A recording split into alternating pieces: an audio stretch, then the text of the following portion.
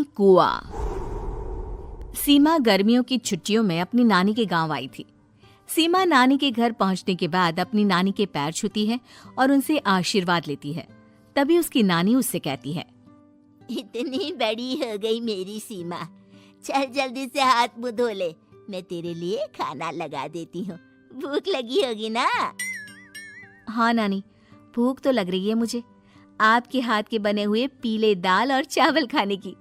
कितना टाइम हो गया है मुझे आपके हाथ का बना हुआ दाल चावल खाए हुए। तू तो नौकरी में व्यस्त थी, तो तुझे कहाँ से टाइम मिलेगा अपनी नानी के लिए?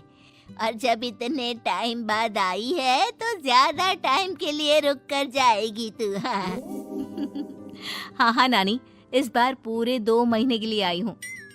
सीमा की नानी अंदर जाकर उसके लिए खाना बनाने लगती है। सीमा कमरे में अकेली होती है। तभी उसे किसी औरत के रोने की आवाज सुनाई देती है। वो कभी खिड़की से बाहर झांकती है तो कभी दरवाजे से बाहर झांकती है।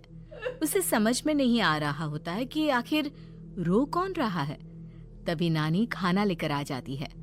वो अपनी नानी से कहती है, नानी, कोई औरत रो रही है क्या? मैं जब से यहाँ आई हूँ तब से मुझे यहाँ किसी औरत की रोने की आवाज आ रही है। हे भगवान, कहीं ये वही तो नहीं? बोलो ना नानी। अरे कोई नहीं रो रहा, ये तेरे मन का वहम है। और तू ना अब खाना खा ले, ज्यादा यहाँ वहाँ की बातों में ध्यान मत दिया कर। जल्दी से खाना खा और फिर मेरे साथ आ जा मेरे कमरे में, दोनों बैठकर खूब सारी बातें करेंगे। ऐसे ही अगले दिन सीमा अपनी नानी के साथ गांव के बाजार जा रही होती है। उसी रास्ते में फिर से किसी औरत के रोने की आवाज आती है। वो अपनी नानी से कहती है, अरे नानी, क्या सच में तुम्हें अभी भी किसी औरत की रोने की आवाज नहीं सुनाई दे रही? मुझे किसी औरत की बहुत बुरी तरीके से रोने और चीखने की आवाजें आ रही हैं। मैं बहुत परेशान हूँ नानी, आखिर ये कौन है? मुझे लगता है कि सीमा को शहर भेज देना चाहिए, यहाँ रहना उसके लिए ठीक नहीं। नानी बोलो ना, आप चुप क्यों हो जाते हो?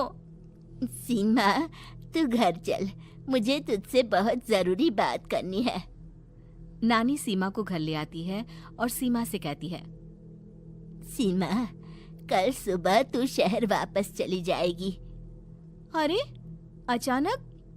आखिर क्या बात है नानी, आप मुझे ऐसे जाने को क्यों कह रही हो? मैं बस जो कह रही हूँ उस पर ध्यान दे।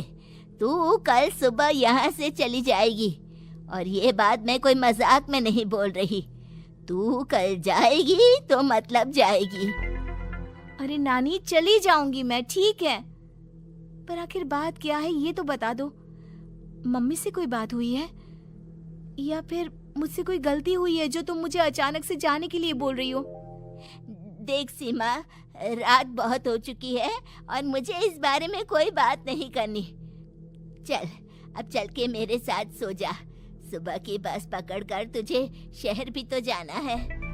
सीमा को अपनी नानी का ऐसा व्यवहार देखकर बहुत ही अजीब लगता है। उसे कुछ समझ में नहीं आ रहा होता है कि आखिर उसकी नानी उसे अचानक से गांव छोड़कर जाने के लिए क्यों कह रही है। ये सारी बातें सोचते सोचते सीमा की आंख लग जाती है और वो अपनी नानी के साथ सो जाती है। ऐसी ही आधी रात को सीमा को फिर से किसी औरत की रोने की आवाज सुनाई देती है।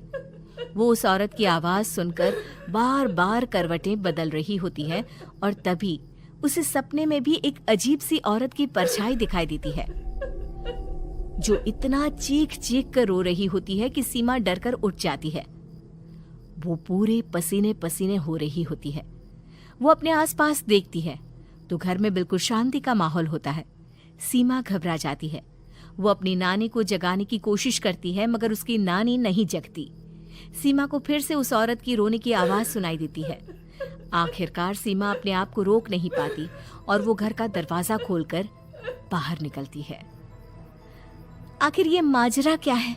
आज तो मैं पता करके रहूंगी।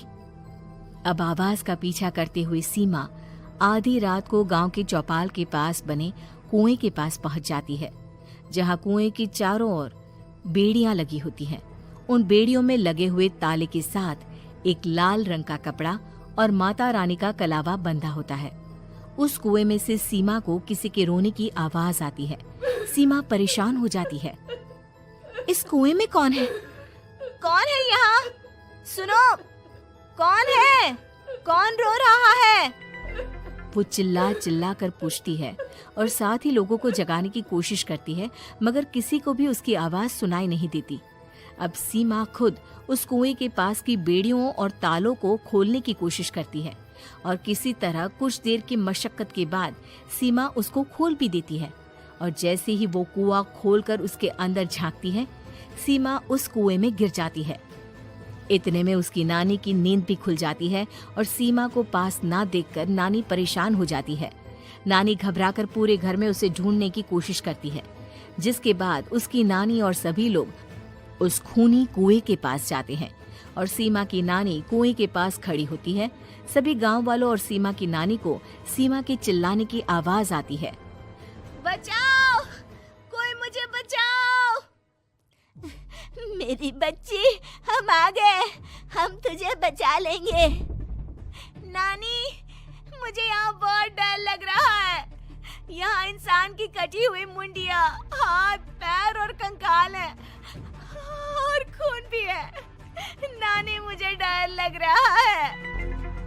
आप सब मेरी मदद कीजिए, नहीं तो ये खूनी कुआं मेरी बच्ची को भी खा जाएगा। अरे मुझे तो ये समझ में नहीं आ रहा कि आखिर इस खूनी कुएं को खोला किसने। सालों पहले इसको इतनी मुश्किलों के बाद तांत्रिक बाबा ने बंद किया था। अरे पूरा गांव खूनी कुएं के बारे में अच्छे से जानता है, तो कोई भी जानबूझकर तो ऐसा करेगा नहीं। मतलब किसी ने अनजाने में इसे खोल दिया है भैया। सीमा को इस बारे में मालूम नहीं था और जब से वो यहाँ आई थी तभी से उसे किसी औरत के रोने की आवाजें भी सुनाई दे रही थी। कहीं सीमा ने ही तो उसे नहीं खोला। अगर ऐसा है तो फिर सीमा का बचना बहुत मुश्किल है। वहीं कुएं के अंदर सीमा रोते हुए बैठी होती है कि उसे आवाज सुनाई देती है जो कुएं के बाहर खड़े गांव वालों में से किसी को सुनाई नहीं देता। आज सालों के बाद मुझे ताजा खून मिलेगा। तेरा खून पीकर आज मैं अपनी प्यास बुझाऊंगा।